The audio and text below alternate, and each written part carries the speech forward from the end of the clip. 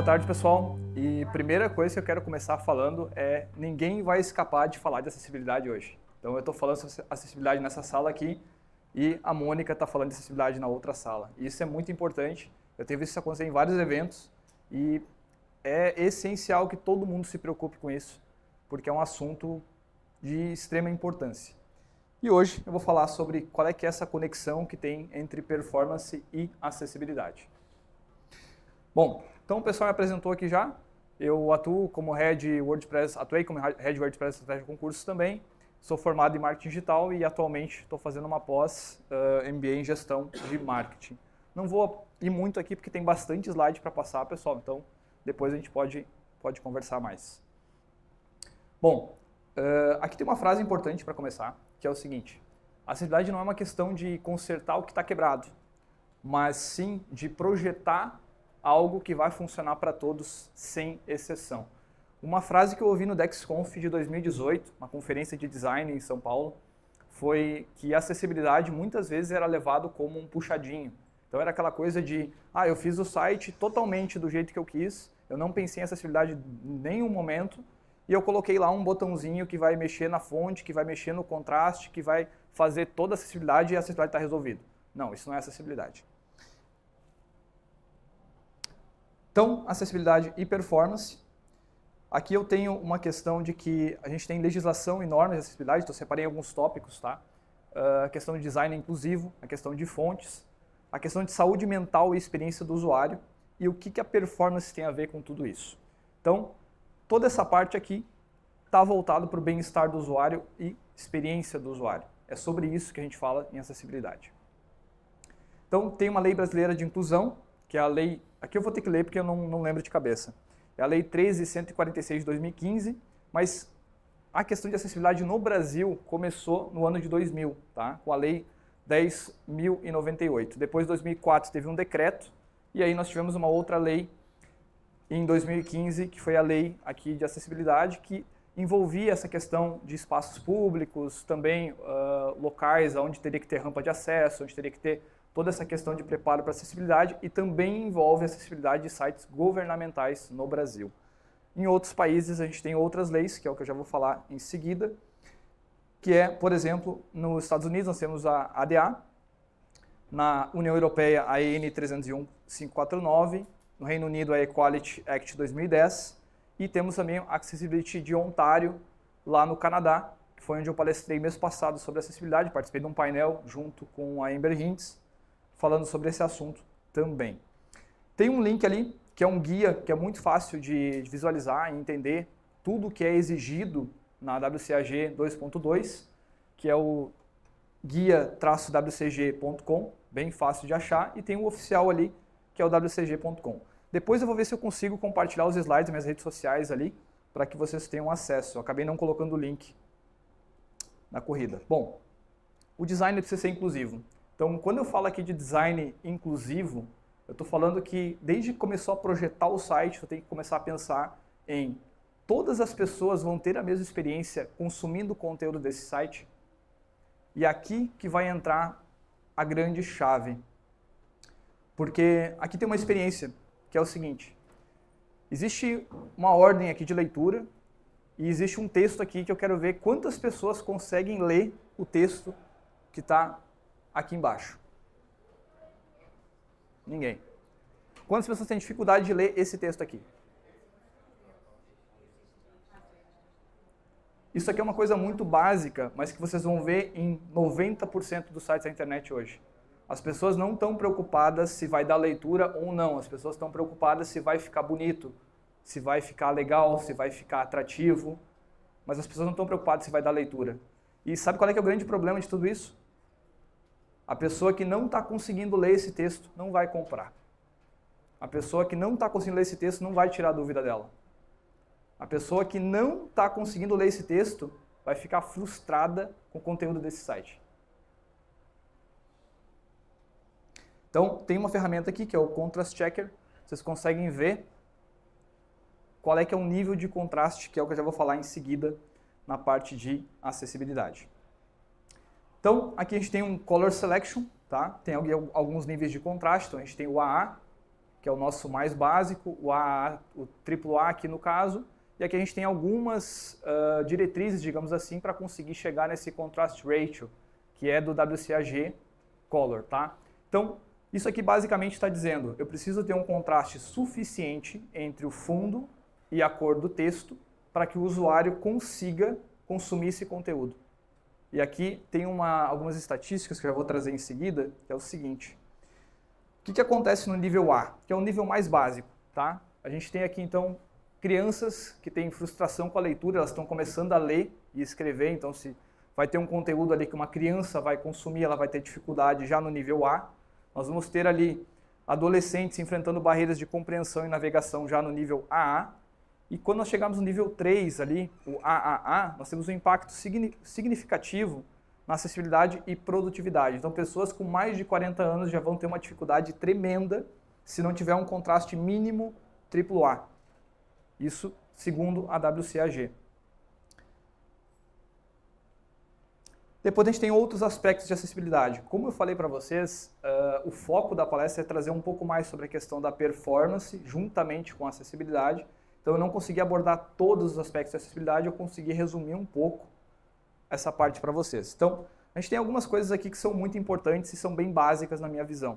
Uma delas é a questão da estrutura de conteúdo. Então, como que eu vou estruturar o meu conteúdo? E por que eu vou falar em estrutura de conteúdo? Muitas pessoas perguntam, tá, mas é um H1 só na página, quantos H2, quantos H3? Isso vai depender da estrutura do teu conteúdo, porque isso precisa ser hierárquico. Tu precisa entender que o H1 é o teu título principal, o H2 vai ser um subtítulo, o H3 é o subtítulo daquele subtítulo. Isso tem que ter um contexto. E isso não vai só ajudar na questão de SEO, isso vai ajudar também quem está usando um leitor de tela. Uma coisa impactante que aconteceu comigo no WordCamp Canada, agora no mês passado, em agosto, aliás, foi em julho agora, o que aconteceu? Lá no WordCamp Canada, foi no mês de agosto agora mesmo, foi dia 16 e 17, foi agosto. Foi mês passado, desculpa. Tô confundindo as datas. O que aconteceu? Eu estava participando de um painel com a Amber Hintz, que é uma das referências de acessibilidade hoje no WordPress, que ela participa lá da Accessibility Day, ela é a organizadora da Accessibility Day, e juntamente estava eu conversando, e juntamente estava o Michael B. E o Michael B. era uma pessoa 100% ali, que não conseguia, não tem, como é que eu posso explicar? Ele conseguiu trazer qual que era a experiência de uma pessoa que não consegue enxergar acessando sites com conteúdos voltados somente para SEO. Isso foi muito impactante para mim, porque eu sempre falei muito de que essa tag out tu pode utilizar para ajudar no SEO do teu site. Só que tu não pode pensar só nisso.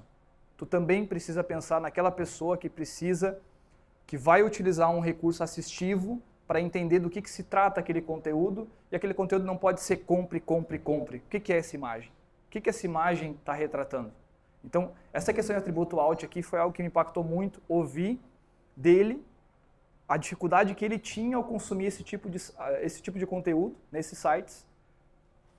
Ele tendo a percepção de que a pessoa simplesmente colocou aquele out description, o que já é uma coisa boa, porque a maioria das pessoas não coloca, mas pensando somente em vender um produto ou serviço, e não em descrever do que aquela imagem se trata. Bom, a gente tem também a questão dos atributos área para leitores de tela. Então, a questão de botões, dizer o que é um botão, o que não é, o que é um link, o que não é.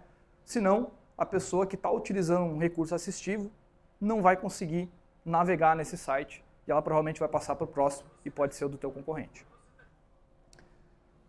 Propriedade role para os elementos HTML, que eu coloquei também. Essa parte é um pouco mais avançada, tá? Então eu coloquei aqui, condensei um pouco essa questão de acessibilidade. Bom, e o que tem a ver acessibilidade, performance com saúde mental e experiência do usuário? Aqui que a gente vai entrar numa coisa bem interessante. Lentidão e frustração. Eu falo em muitas palestras sobre performance, mas uma coisa que eu não tinha ideia é que existem patologias que vão ser mais impactadas por conta de um site lento.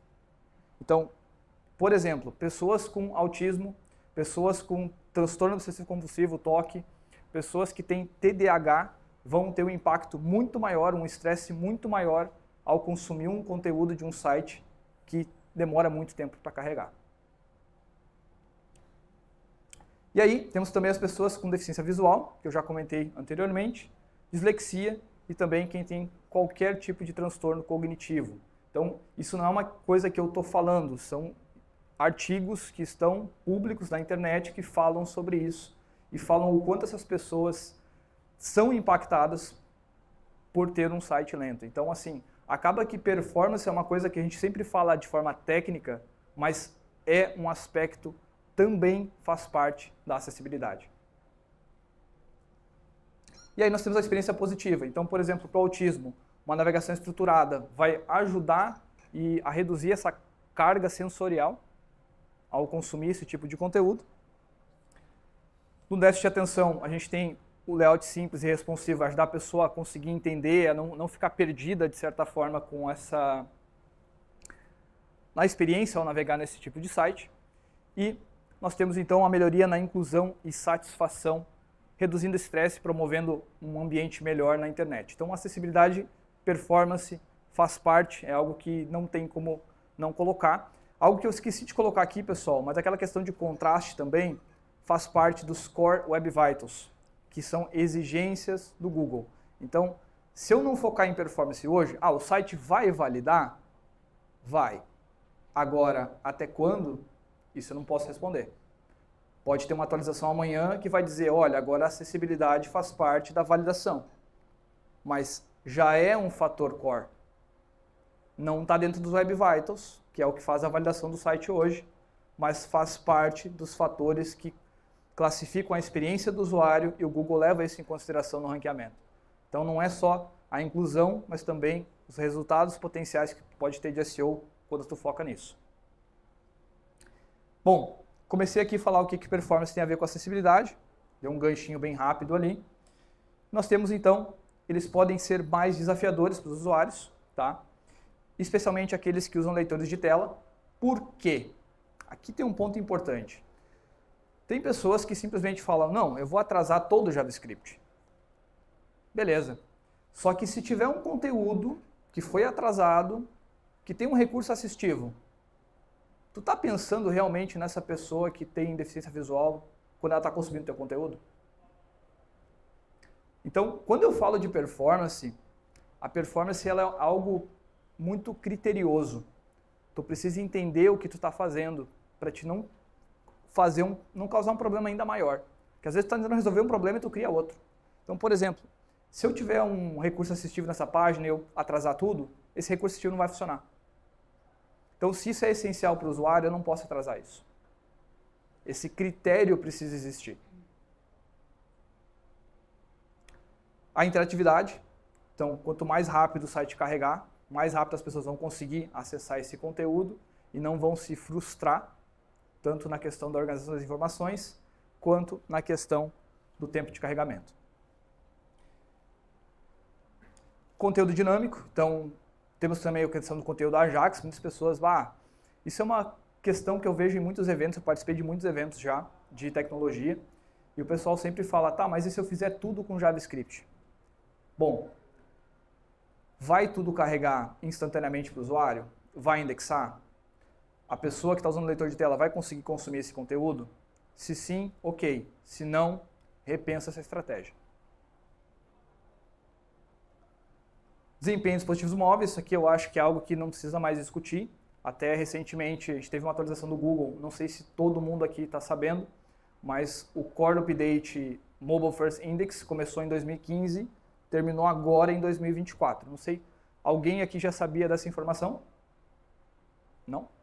Pois é, então o que acontece a partir de agora? Se um site não for 100% acessível para mobile, ele for adaptado para celular, ele já não vai mais ser indexado. Então, mobile first é algo que não se discute mais. Tu precisa pensar no celular e a maioria das empresas, pelo menos dos nossos clientes, 80% a 90% do tráfego é de celular. Então, se eu não pensar em celular, eu estou aí deixando de vender para 80% a 90% do público. Bom, bônus, tá? que aconteceu no WordPress Canada e que eu fiquei impactado? Eu já ouvi falar sobre acessibilidade, já falei sobre performance, já discuti sobre esse assunto, mas foi a primeira vez que eu ouvi falar sobre acessibilidade para povos indígenas. Alguém aqui já ouviu falar sobre esse assunto?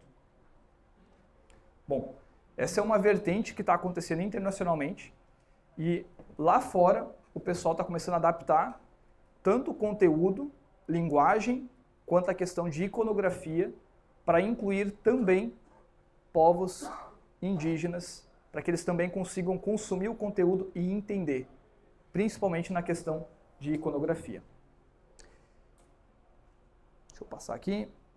Bom, aqui eu trouxe uma foto lá do WordCamp Canada, então juntamente aqui com o Michael B., a Amber Hinds e o Emil Falcon, que era o mediador da palestra, lá do WordCamp Canada, onde foi tratado justamente sobre esse assunto. E isso é uma coisa que eu fico muito orgulhoso de ver os eventos abraçando essa causa e começando a colocar isso em prática, ver as pessoas focando nisso, ver as pessoas começando a colocar isso no trabalho, porque é inclusão. Se eu deixar de fazer isso, eu estou excluindo pessoas. E não é esse o foco. E aí eu trouxe um checklist aqui, que eu acho que muita gente vai tirar print agora, vai tirar foto, enfim. O que eu estou usando hoje de ferramentas, tá? Porque eu falei muito aqui sobre performance, mas não falei da parte técnica. Eu falei em si quais são os impactos que isso causa e quais são os benefícios também. Agora tem a lista de plugins. Então, eu uso muito o Perf Matters, ele é um plugin pago, tá? Tem plugins gratuitos, que eu até posso mencionar, que podem fazer o papel dele. Agora, por que eu uso ele especificamente? Porque ele substitui 7 plugins. Então, se eu for usar plugins gratuitos, eu teria que usar 7 plugins para conseguir fazer tudo o que ele faz. E várias estratégias que ele faz aqui ajudam a validar os sites. O WP Rocket seria o pago, né, para servidor Nginx ou Nginx Helper. O Fastest Cache, que é para servidores Apache. E esse aqui é o WP Speed Guard. Esse plugin aqui é novo, eu confesso que eu não conhecia até o último WordCamp Canada, porque esse plugin foi a Sabrina Zaidan que desenvolveu.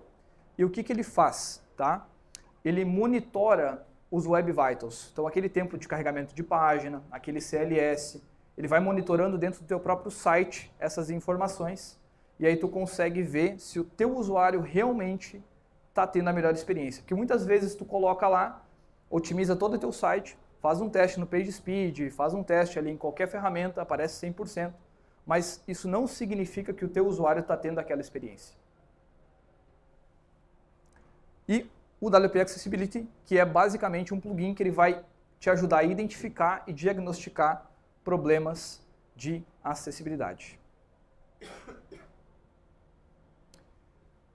Pessoal, não sei se eu fui muito rápido, tem minhas redes sociais, meus contatos aqui.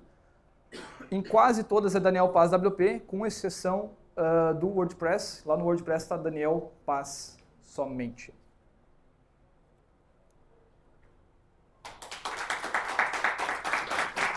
Fica a pergunta? Sim. Alguém quer fazer alguma pergunta? Pegou esse? Eu vi que tem algumas recomendações de grupo de utilização que tinham recomendações de servidores web específicos. Tinha para Apache, Nginx. Mas hoje em dia a gente também tem muitas coisas hospedagens que oferecem, por exemplo, o Lightspeed, que tem um servidor de cache próprio deles e oferece um plugin de cache também, como você comentou. Também consegue cumprir uma outra função, utilização de imagem, cache, cache de objetos. Então, eu queria saber se tem algum motivo, talvez, para ele não ter sido citado, ou se foi só uma questão de não encaixar mesmo com a proposta dos outros. Vamos lá. Pergunta bem polêmica e eu confesso que eu esqueci de mencionar o Lightspeed. Porque assim, o Lightspeed é muito bom, só que como plugin de cache.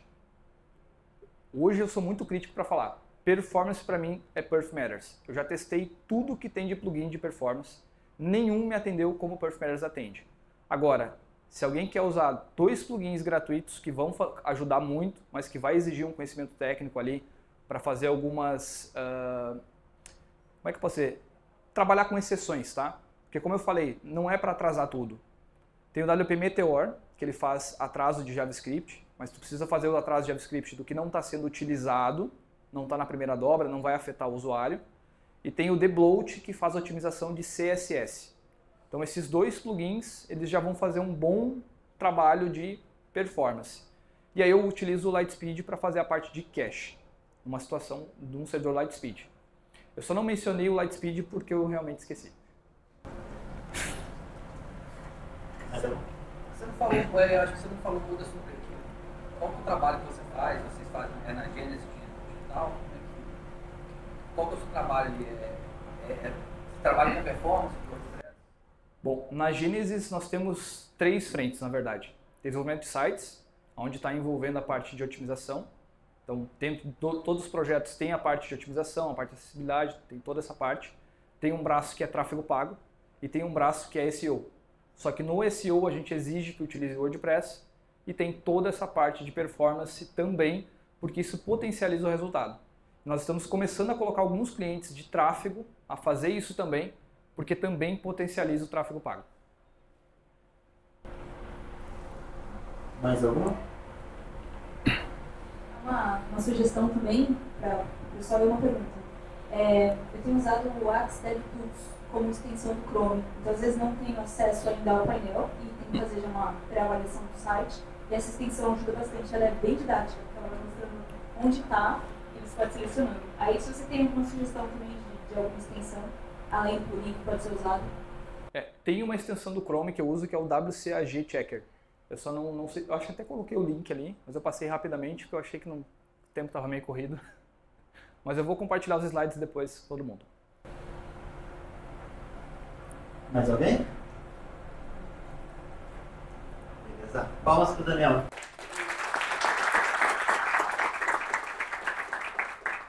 Obrigado, pessoal. Eu queria agradecer também a todos os organizadores e voluntários, porque esse evento está muito bom. Cara, parabéns. Uma salva de palmas para os organizadores e palestrantes também. E aqui no Marinho também, Daniel, qual a importância da performance, da acessibilidade para que os sites eles possam, sem fichos, né, serem acessíveis para todos os tipos de públicos? Então, eu falei na palestra no dia de hoje, aqui no WordCamp Rio, que a questão de performance também faz parte da acessibilidade. Porque quando a gente fala de performance, a gente está falando de tempo de carregamento. Falei bastante sobre transtornos cognitivos, então a questão do TDAH, o pessoal com autismo, o pessoal que tem deficiência visual, a dificuldade que eles enfrentam em consumir conteúdos e a importância que tem de nós desenvolvedores, quem trabalha com site, trabalha com WordPress, produzir sites mais acessíveis para que a gente possa incluir e que todo mundo tenha acesso a conteúdo de qualidade e que possa consumir da mesma maneira, que seja de certa forma inclusivo. E como você se sente palestrando? É a primeira vez palestrando aqui no evento? Não é a primeira vez, mas é a primeira vez no Rio. Gostei muito da cidade, gostei muito da organização, o evento. Está todo mundo de parabéns. Obrigada. Obrigado. Viu?